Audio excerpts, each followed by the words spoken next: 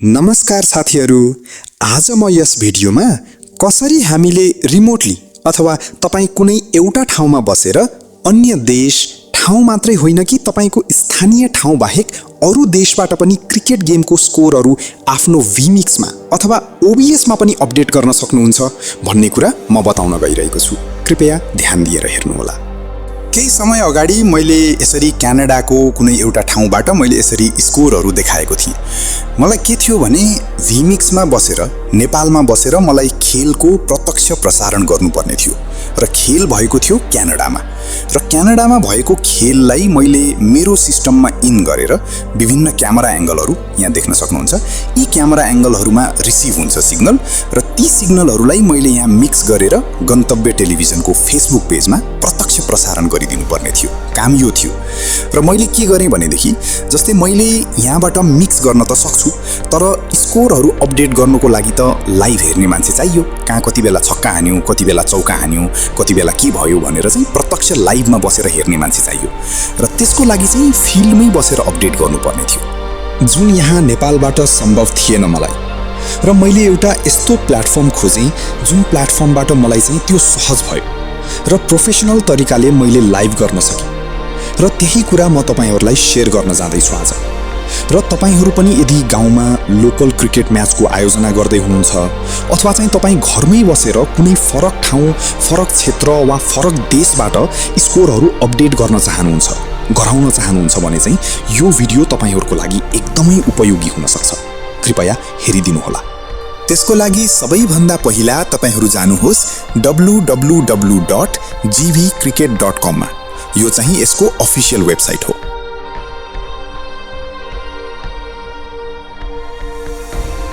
त्यसपछि create new म्याचमा जानुहोस्। यसको यहाँ माथिपट्टि खेलको नाम लेख्नुहोस्। जस्तै म यहाँ लेख्छु NPL। यसो गरौँ, नेपाल प्रिमियर लिग लेखेँ।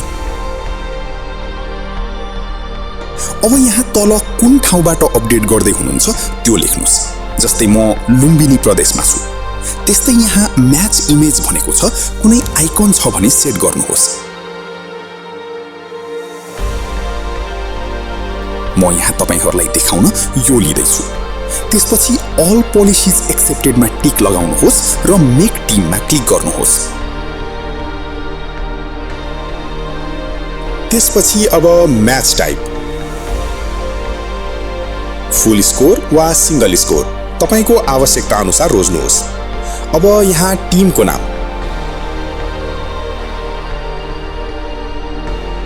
म उदाहरणको लागि लुम्बिनी लेख्छु, तपाई आफ्नो टिमको नाम लेख्नु होला। त्यस्तै अर्को टिमको नाम पोखरा लेख्छु। तपाईले यहाँ प्लेयरको नामहरू पनि राख्न सक्नुहुनेछ। त्यसपछि कति ओभर खेल्ने, यहाँ 2 छ, तपाई आफ्नो सेट गर्न सक्नुहुनेछ। त्यसपछि प्रोसिडमा क्लिक गर्नु होला। अब तपाईले यहाँ तल हाउ टु स्ट्रीमको तलपट्टि कपी लिंक लेखेकोमा क्लिक गर्नुभयो भने स्कोरको लिंक कपी हुन्छ। अब vMix मा गएर एड इनपुटमा जानुहोस्। त्यसपछि गएर ब्राउजरमा क्लिक गर्नुहोस्। त्यसपछि त्यो कपी भएको लिंकलाई यहाँ पेस्ट गर्नुहोस्। त्यसपछि यहाँ गएर ओके थिच्नुहोस्।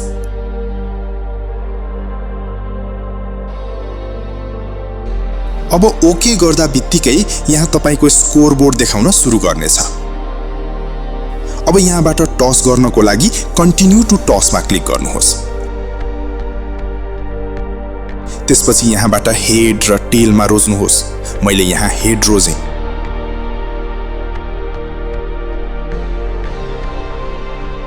अब यहाँ पोखराले टस जित्यो भनेको छ। त्यसपछि ब्याट फर्स्ट वा बल फर्स्ट मध्ये एक रोज्ने। अब यहाँ स्कोर अपडेट गर्नको लागि तयार हुन्छ।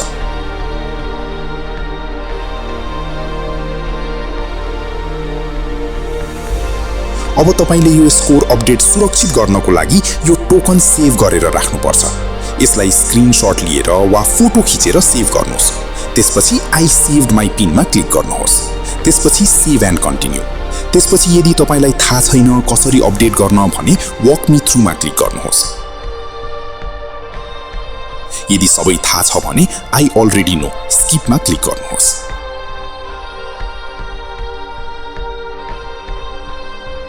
त्यसपछि यहाँबाट ब्याटर, बलर र रनर सेट गर्ने। त्यस्तै गरी अब यहाँ प्लेयरहरूको नाम सेट गर्ने। जस्तै म यहाँ नाम दिन्छु गोपाल। त्यस्तै गरी अब रनरको लागि म नाम दिन्छु माधव। त्यस्तै बलिङको लागि म दिन्छु मेरो आफ्नै नाम सूरज। त्यसपछि अब कन्फर्म प्लेयर्समा क्लिक गर्नुस्। अब यो अपडेट गर्नको लागि तयार हुन्छ। अब यो लिंकलाई जसले अपडेट गर्न बस्नुहुन्छ तपाईलाई पठाउनुहुन्छ र तपाईले आफ्नो vMixमा सेट गर्नुहुन्छ। जब उताबाट स्कोर अपडेट गर्नेछन् तपाईको vMixमा स्कोर अटोमेटिक अपडेट हुनेछ। तपाईहरुलाई आजको यो भिडियो कस्तो लाग्यो?